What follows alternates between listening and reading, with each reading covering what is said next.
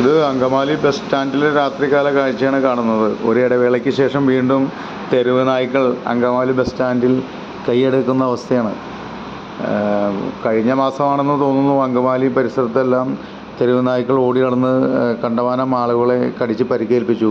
അതിലൊരു ചേച്ചിക്ക് ഗുരുതരമായി പരിക്കേറ്റ് കളമശ്ശേരി മെഡിക്കൽ കോളേജിലേക്ക് മറ്റും കൊണ്ടുപോയി. തുടർന്ന് അങ്കമാലി നഗരസഭ ചെയർപേഴ്സണിൻ്റെ നേതൃത്വത്തിൽ സ്റ്റാൻഡിലും മാർക്കറ്റ് പരിസരത്തൊക്കെ ചെന്ന് ഇത് കാണുകയും വളരെ വാഗ്ദാനങ്ങളൊക്കെ നൽകുകയും ചെയ്തു. പട്ടിപ്പിടുത്തക്കാരെ കൊണ്ടുവന്ന് പട്ടീനെ പിടിക്കുന്നു, വാക്സിനേഷൻ കൊടുക്കും, അങ്ങനെ പല പല കാര്യങ്ങളൊക്കെ പറഞ്ഞു. ഇതൊക്കെ പറഞ്ഞ് 2 ദിവസം കഴിയുമ്പോൾ അവരത് മറന്നു. വീണ്ടും തെരുവ് നായ്ക്കൾ ഇത് നമ്മുടെ അങ്കമാലിക്ക് മൊത്തം നാണക്കേടെന്നുള്ള രീതിയിലാണ്. ഇത് ഇവരുടെ ആരും വീട്ടിൽ നിന്ന് കാശ് കൊണ്ടുവന്ന് ചെയ്യേണ്ട ആവശ്യമൊന്നുമില്ല.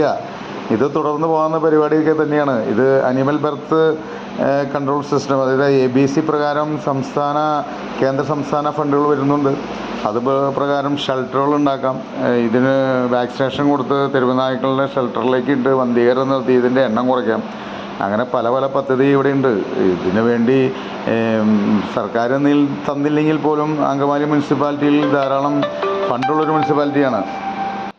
കോടിക്കണക്കിന് രൂപ അങ്കമാലി മുനിസിപ്പാലിറ്റി ഗ്രാമീണ ബാങ്കിൽ കൊണ്ട് അട്ടിയിട്ടുകൊണ്ട് ജനങ്ങൾക്ക് ഉപകാരപ്രദമായ ഇത്തരത്തിലുള്ള കാര്യങ്ങളൊന്നും ഇടപെടാണ്ട് നാമാവശേഷമായി പൊളിച്ചു കളയേണ്ട 50-60 വർഷമുള്ള പഴയ നഗരസഭ പുതുക്കി പണിയുക, മാലിന്യ പ്ലാന്റിനായി ചതുപ്പ് നിലം മേടിക്കുക, ഈ വക കലാപരിപാടികളൊക്കെയാണ് ഇവർ ചെയ്യുന്നത്. ഇവർക്ക് ഇതിൽ നിന്ന് കൈയിട്ട് വാരുക എന്നുള്ള ലക്ഷ്യം മാത്രമേ ഉള്ളൂ.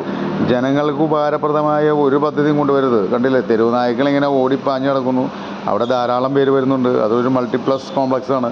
അതിൻ്റെ മുകളിൽ ഇതേപോലെ സിനിമ കാണാൻ വരുന്ന ആൾക്കാരുണ്ട്. നായ്ക്കൾ പലപ്പോഴും അക്രമാസക്തമാണ് ഇവർ. ഇതൊന്നും നഗരസഭ കാണുന്നില്ല. എന്താ വെച്ചാൽ പൊതുജനങ്ങൾ വരുന്ന സാധാരണക്കാർ വരുന്ന KSRTC ബസ് സ്റ്റാൻഡിനെ പോലുള്ള സ്ഥലങ്ങളിലൊക്കെ അങ്കമാലി നഗരസഭയിൽ പട്ടികളെ കൊണ്ട് തെരുവ് നായ്ക്കളെ കൊണ്ട് ശല്യമാണെന്ന് പറഞ്ഞു കഴിഞ്ഞാൽ അത് ഭരണാധികാരികൾക്ക് ഇതിന് മോശം. ഒരു 10-50 വർഷം മുമ്പ് അങ്കമാലി പട്ടണം മുഴുവനും പന്നികളായിരുന്നു. ഇപ്പോൾ തെരുവ് നായ്ക്കൾ കൈയടക്കിയേക്കാണ്.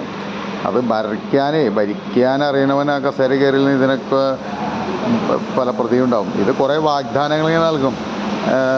സ്വന്തം പിതാവിൻ്റെ പേരിൽ ഒരു റോഡ് നിർമ്മിച്ചിട്ടേക്കണു, എന്നിട്ട് അതിന് പ്രസംഗിക്കണു.